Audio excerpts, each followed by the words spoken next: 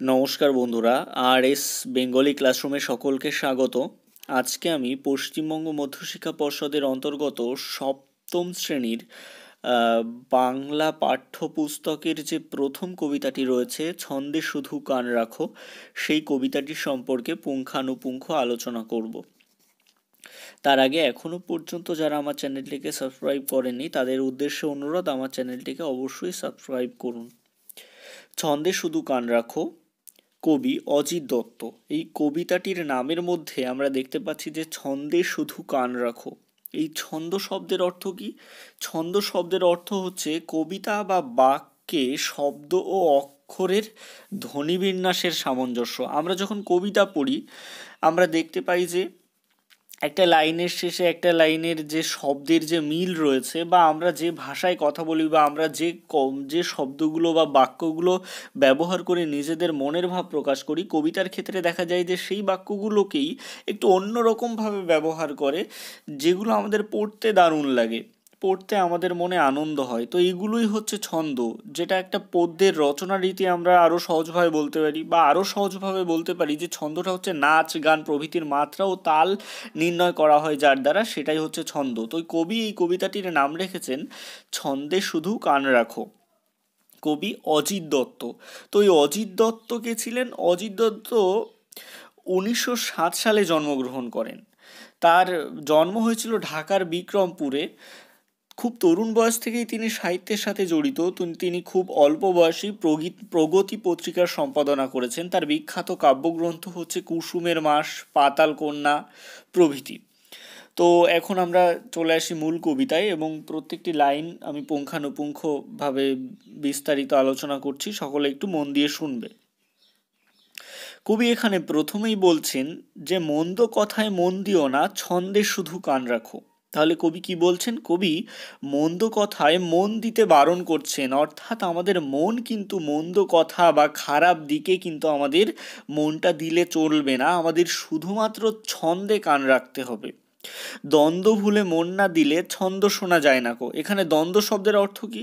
দ্বন্দ্ব শব্দের অর্থ সংঘাত, ঝগড়া বা বিবাদ। আমরা যদি মানসিকভাবে কারোর সাথে সংঘাত, ঝগড়া বা বিবাদে জড়াই, তাহলে কিন্তু আমরা ছন্দ শুনতে পাবো না। কবিতায় বলছেন যে দ্বন্দ্ব ভুলে মন না দিলে ছন্দ শোনা যায় না, অর্থাৎ আমাদের দ্বন্দ্ব ভুলতে হবে, তারপরে আমাদের মন দিতে হবে, তবেই আমরা কিন্তু ছন্দ শুনতে পাবো। কবি বলছেন ছন্দ আছে ঝড় বাদলে। ঝড় বৃষ্টি বাদল যখন আসে প্রকৃতির নিয়ম অনুযায়ী, তখন কিন্তু তাদের একটা নির্দিষ্ট ছন্দ রয়েছে, নির্দিষ্ট একটা ছন্দ বা নির্দিষ্ট একটা শব্দে নির্দিষ্ট একটা আলোড়ন সৃষ্টি করে তারা কিন্তু আসে। তাই কবি এটাকেও ছন্দের মধ্যে ফেলছেন যে ঝড় বাদলের মধ্যে একটা ছন্দ রয়েছে। ছন্দ আছে জোছনাতে। এই জোছনা শব্দটি কিন্তু আমরা জানি জ্যোৎস্না অর্থে আমরা জানি জ্যোৎস্না, কিন্তু কবি এখানে জোছনা শব্দটিকে ব্যবহার করেছেন তার কবিতার প্রয়োজনে। তাই কবি বলছেন যে ছন্দ আছে ঝড়বাদলে, ছন্দ আছে জোছনাতে, অর্থাৎ কবির মতে ঝড়বাদলের মধ্যেও ছন্দ রয়েছে, জোছনাতেও ছন্দ রয়েছে। দিন দুপুরে পাখির ডাকে, ঝিঝির রাতে ঘোর রাত, ঝিঝির ডাকে ঘোর রাতে। দিন দুপুরে পাখির ডাকে, অর্থাৎ দিন দুপুরে যখন প্রকৃতি বা পরিবেশ যখন নিঝুম থাকে একটুখানি, তো তখন কিন্তু পাখি ডাকে। তো সেই পাখির ডাকের মধ্যেও কিন্তু ছন্দ রয়েছে, কিন্তু আমাদের সেটা মন দিয়ে শুনতে হবে। ঝিঝির ডাকে ঘোর রাতে, আমরা জানি যে ঝিঝি যখন ডাকে রি রি রি রি শব্দ করে, তার কিন্তু একটা নির্দিষ্ট ছন্দ রয়েছে। ঝিঝি কিন্তু তার নিজের সেই নির্দিষ্ট ছন্দেই ডাকে, সে কিন্তু কখনো অন্যরকমভাবে ডাকে না। তাই কবি বলছেন যে ঝিঝির ডাকে ঘোর রাতেও কিন্তু ছন্দ আছে। তার পরের লাইনে কবি বলছেন যে নদীর স্রোতের ছন্দ যদি মনের মাঝে শুনতে পাও, অর্থাৎ নদী সৃষ্টি লগ্ন থেকে একদম যে সৃষ্টির মুখ থেকে, যেখান থেকে নদীর সৃষ্টি হয়েছে এবং মোহনা পর্যন্ত যেখানে নদী মিলিত হচ্ছে, এই যে তার গতিধারা, এই নির্দিষ্ট গতিধারায় চলার সময় কিন্তু নদী একটা নির্দিষ্ট ছন্দ করে করে নির্দিষ্ট তালে এঁকে বেঁকে কিন্তু নদী চলে, তারও কিন্তু একটা নির্দিষ্ট ছন্দ রয়েছে।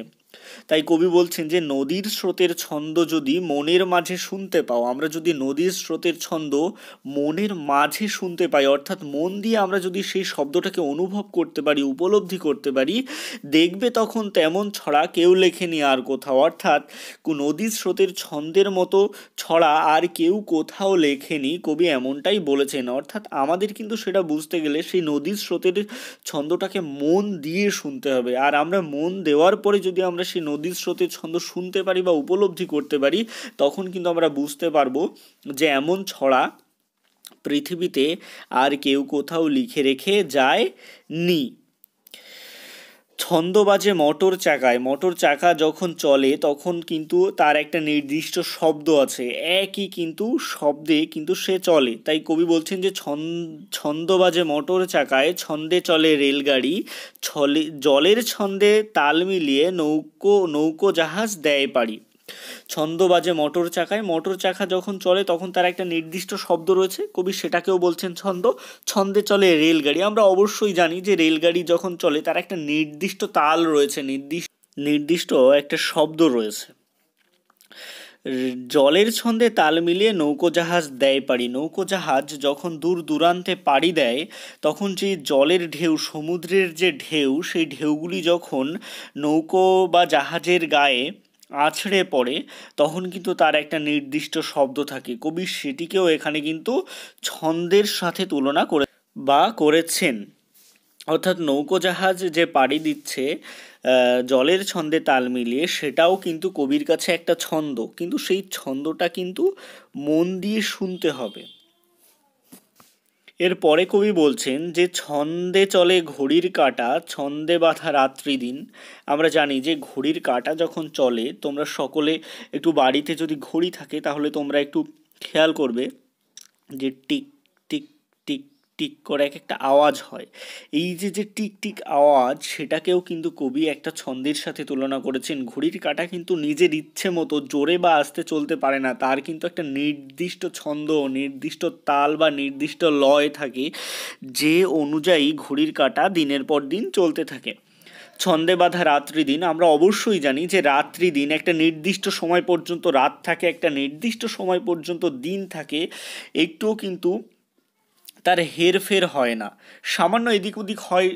তবে যে দিনের পর দিন যে প্রকৃতির নিয়ম অনুযায়ী রাত্রি আসে, আবার দিন আসে, আবার রাত আসে, এটাকেও কবি কিন্তু বলছেন যে এটাও কিন্তু ছন্দে চলে। কবি সমস্ত কিছুকে, পৃথিবী, প্রকৃতি, সমাজ, সমস্ত কিছুকে একটা ছন্দের মধ্যে ফেলে কবি দেখতে চাইছেন।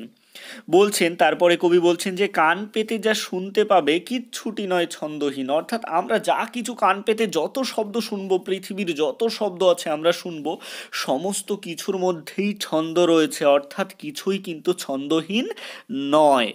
সকল ছন্দ শুনবে যারা কান পেতে আর মন পেতে, চিনবে তারা ভুবনটাকে ছন্দ সুরের সংকেতে। অর্থাৎ এই পৃথিবীর সমস্ত ছন্দ যারা কান পেতে শুনবে এবং মন পেতে শুনবে, এই জায়গাটাই কিন্তু আমাদের ভালো করে বুঝতে হবে যে ছন্দ বা পৃথিবীর যে শব্দগুলো, সেগুলো কিন্তু আমাদের শুধুমাত্র কান পেতে শুনলে হবে না, আমাদের মন পেতেও শুনতে হবে। অর্থাৎ মন থেকে আমাদের সেই শব্দগুলিকে উপলব্ধি করতে হবে, তাহলে কিন্তু আমরা সেই শব্দের যে মাধুর্যটা রয়েছে সেটাকে আমরা বুঝতে পারবো। তাই কবি বলছেন যে এই সকল ছন্দ যারা শুনবে কান পেতে এবং মন পেতে, তারাই কিন্তু চিনবে ভুবনটাকে ছন্দ সুরের সংকেতে। অর্থাৎ আমরা এই সমস্ত শব্দ, পৃথিবীর সমস্ত শব্দ যদি কান পেতে এবং মন পেতে শুনি, তাহলে আমরা এই পৃথিবীটাকে, অর্থাৎ ভুবন বা পৃথিবীটাকে ছন্দ সুরের সংকেতে চিনতে পারবো। কবি ছন্দ সুরের সংকেতে কেন আমাদের চেনাতে বলেছেন তার পরের লাইনে আমি বোঝাচ্ছি। বলছে মনের মাঝে জমবে মজা, জীবন হবে পদ্যময়, কান্না দিলে ছন্দে যেন পদ্য লেখা সহজ নয়। আসলে দেখবে কবিতা, গান যেগুলোর মধ্যে ছন্দ রয়েছে সেগুলো আমাদের মনকে আনন্দ দেয়। অর্থাৎ আমরা যদি পৃথিবীর যত শব্দ আছে যেগুলো আমাদের জীবনে একঘেয়েমি মনে হয়, সেই সমস্ত আমাদের পৃথিবীতে যত রকমের শব্দ রয়েছে যেগুলো আমাদের দিনের পর দিন শুনতে শুনতে যেগুলোতে আমাদের একঘেয়েমি চলে আসে, সেই শব্দগুলোকে যদি আমরা মন দিয়ে উপলব্ধি করি এবং সেই শব্দগুলোর মধ্যে যে ছন্দটা রয়েছে সেই ছন্দের মাধুর্য যদি উপলব্ধি করতে পারি, তাহলে কিন্তু আমাদের পৃথিবীর যে সমস্ত শব্দ রয়েছে সেই সমস্ত শব্দগুলো আমাদের আনন্দ দেবে, তখন কিন্তু আমাদের এই পৃথিবীটা অনেক মজার মনে হবে, অনেক আনন্দময় মনে হবে, আমাদের মনে মজা জন্মাবে এবং আমাদের জীবনটাও একটা কবিতার মতন মনে হবে। আমাদের জীবনটাকে তখন কিন্তু একটা কবিতার মতন মনে হবে, কারণ আমরা যদি প্রত্যেকটা শব্দ শুনে সেটার মাধুর্য বার করে সেটাকে উপলব্ধি করতে পারি ছন্দ হিসাবে, তখন কিন্তু আমাদের মনে অটোমেটিক্যালি আমরা মজা পাবো।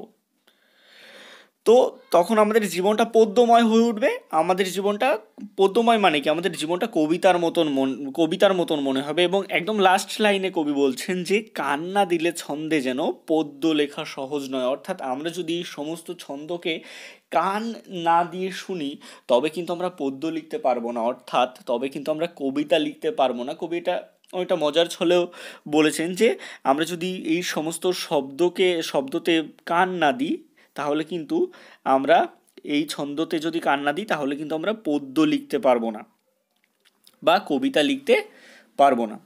অসংখ্য ধন্যবাদ সকলকে। কারো যদি কবিতাটি সম্পর্কে কোনো প্রশ্ন থাকে তাহলে তারা অবশ্যই কমেন্ট বক্সে জানাতে পারেন, আমি উত্তর দেওয়ার চেষ্টা করব। ধন্যবাদ।